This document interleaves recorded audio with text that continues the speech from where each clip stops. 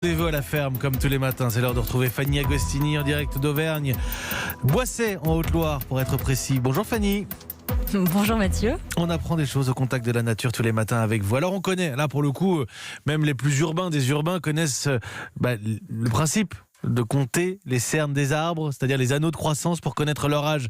Alors en revanche, ce qu'on sait moins, c'est que ces arbres ont la faculté de nous parler des climats du passé.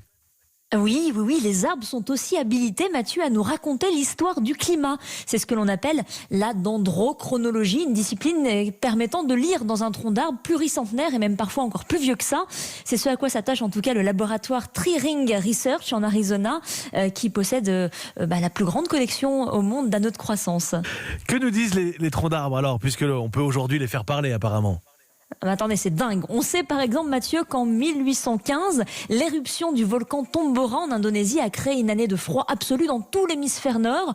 Ou encore, on sait aussi que les chercheurs ont identifié le lien entre le déclin de l'Empire ottoman et les aléas climatiques de l'époque. Tout ça grâce au témoignage des arbres. Ce sont les arbres qui nous donnent ces informations. Mais les arbres parlaient en fait. Vous énervez pas.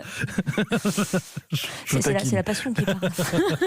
Alors, les arbres, juste pour être très concrète, ils vont mettre à notre disposition une banque de données, tout ça en analysant la densité du bois en fait.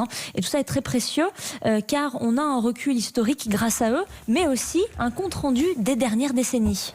Justement, l'étude des arbres permet d'observer les modifications actuelles du fameux jet stream.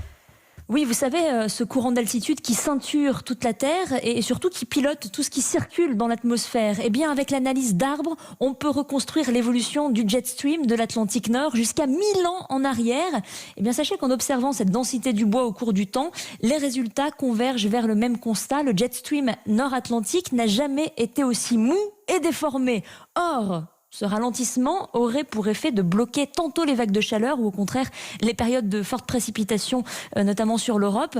En gros, dites-vous qu'un courant de jet plus mollasson ralentirait le passage des phénomènes météo et cela, c'est ce que l'on qualifie de dérèglement climatique. Et il semblerait que de mémoire d'arbre, le courant de jet n'ait jamais autant appuyé sur la pédale de frein. Merci Fanny Agostini, on apprend des choses.